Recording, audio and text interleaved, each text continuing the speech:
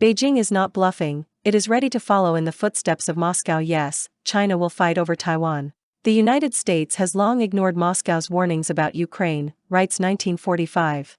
According to the author of the article, it is extremely important that Washington does not repeat the same mistake in relations with China, because Beijing is not bluffing at all. Ted Carpenter. Against all objections and warnings from Beijing, Speaker of the House Nancy Pelosi went ahead with her plans and still included Taiwan in her tour of East Asia. Pelosi has become Taiwan's highest-profile guest in a quarter of a century. She announced her intentions in July. Since then, Beijing has issued a number of strong warnings, with one Chinese publication even calling for the downing of her jetliner along with a U.S. military escort. Fortunately, the Chinese government did not take this reckless step. However, it warned of serious consequences for relations with the United States if the visit took place. What exactly to expect is not yet known, but it is already clear that Pelosi's visit has exacerbated already unpleasant tensions in bilateral relations. Yet her trip is just the tip of the iceberg, just one of the reasons why relations between Washington and Beijing are constantly deteriorating. In a sense, U.S. leaders are stepping on the same rake in the Taiwan issue as in relations between Russia and Ukraine.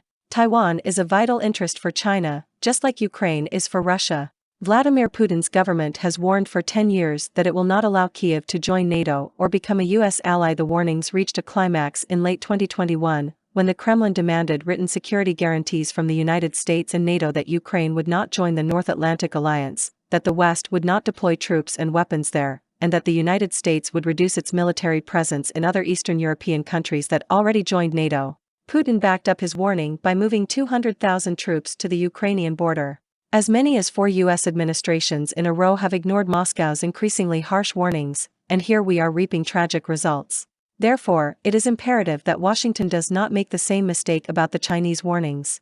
After all, China is just as likely to use force to protect vital national security interests as Russia is to repel U.S. interference in Ukraine. So China's warnings about Taiwan should be taken much more seriously by Washington than they are now.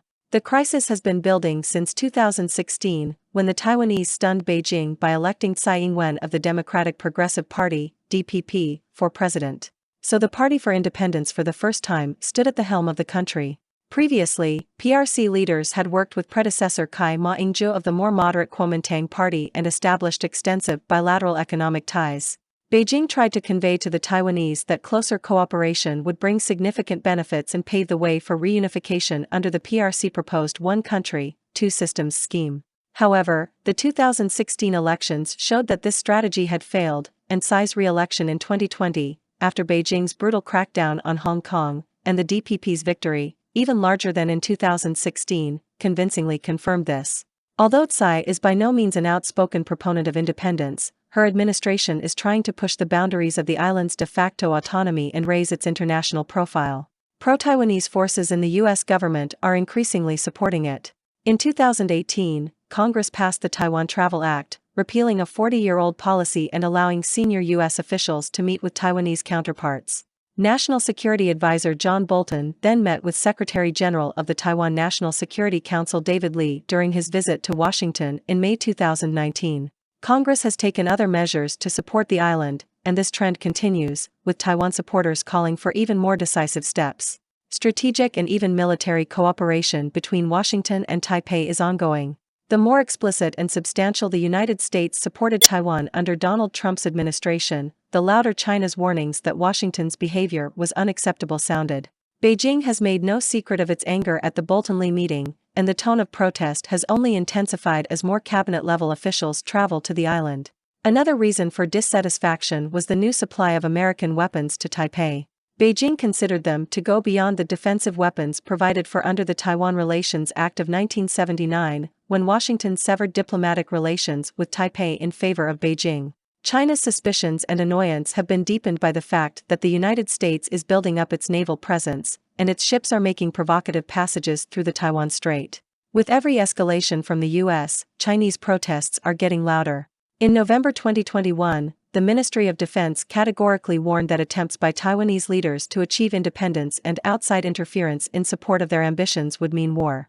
As usual, American officials reacted with astonishing indifference.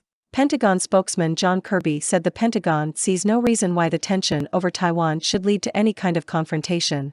Shortly before Pelosi's visit, Xi Jinping urged the US not to play with fire in Taiwan and threatened that they might get burned.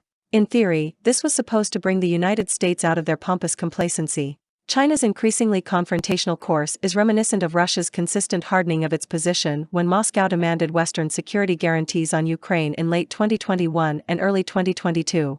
The same can be said about the fact that Beijing is deploying more and more air and naval forces near Taiwan.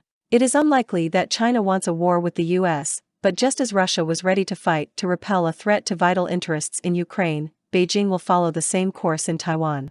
Detached from reality, Biden's foreign policy team should understand that Beijing is not bluffing.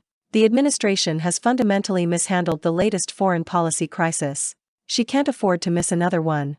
Ted Galen Carpenter is a senior fellow in defense and foreign policy studies at the Cato Institute and editor of 1945, author of 13 books and over 1,100 articles on international affairs.